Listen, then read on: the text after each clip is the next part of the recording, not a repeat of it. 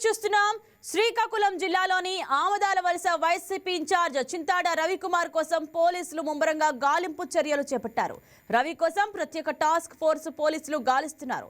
మహిళా ఎస్ఐపై అసభ్యంగా ప్రవర్తించిన కేసులో చింతాడ రవికుమార్ పరారీలో ఉన్నారు.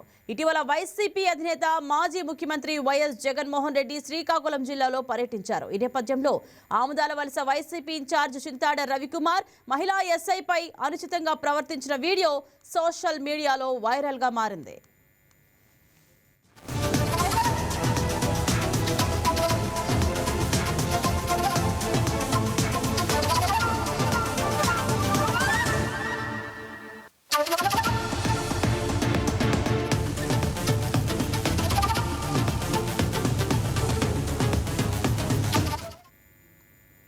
ఈ ఘటనకు సంబంధించి రవి సహా 21 మంది పోలీసులు కేసు నమోదు చేశారు.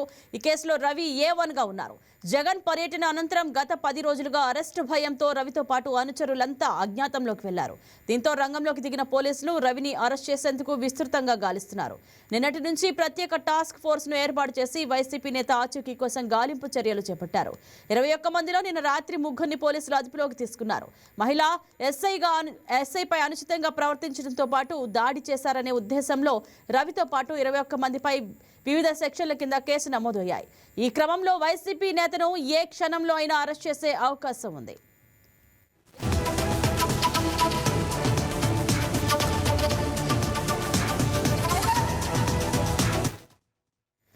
ఇదే అంశం గురించి మరింత సమాచారం అందించడానికి మా కరెస్పాండెంట్ నరసింహ ఫోన్ ద్వారా సిద్ధంగా ఉన్నారు. గుడ్ మార్నింగ్ నరసింహ, చెప్పండి. చింతాడ రవికుమార్ కోసం పోలీసులు ప్రత్యేక టాస్క్ ఫోర్స్ తో గాలింపు చర్యలు చేపట్టడానికి అసలు కారణం ఏంటి? పూర్తి వివరాలు తెలియజేయండి.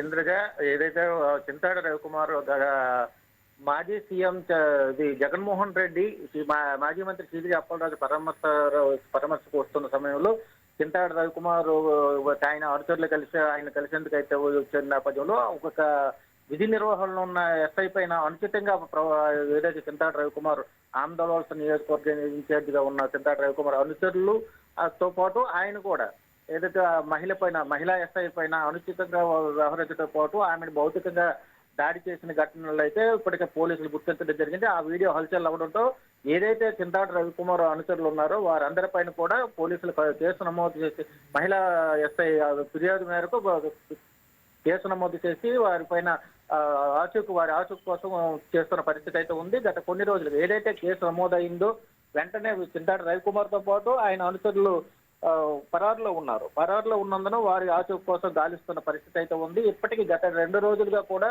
ఏదైతే చింతాడ రవికుమార్ తో పాటు ఆయన అనుచరుల్లో ఉన్న కుటుంబ సభ్యులతో పాటు ఇతరులను కూడా ప్రశ్నిస్తున్న పరిస్థితి అయితే పోలీసులు ఉంది.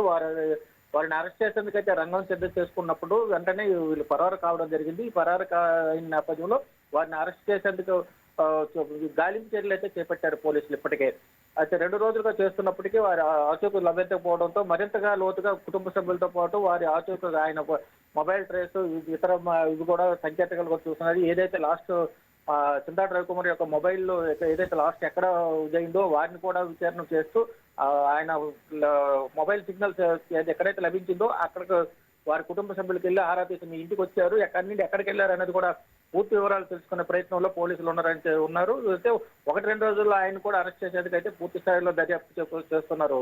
ఇంద్రజా రైట్. నరసింహ, ఆయన కోసం ఎక్కడెక్కడ ప్రత్యేక బృందాలు గాలింపు చర్యలు చేపడుతున్నాయి?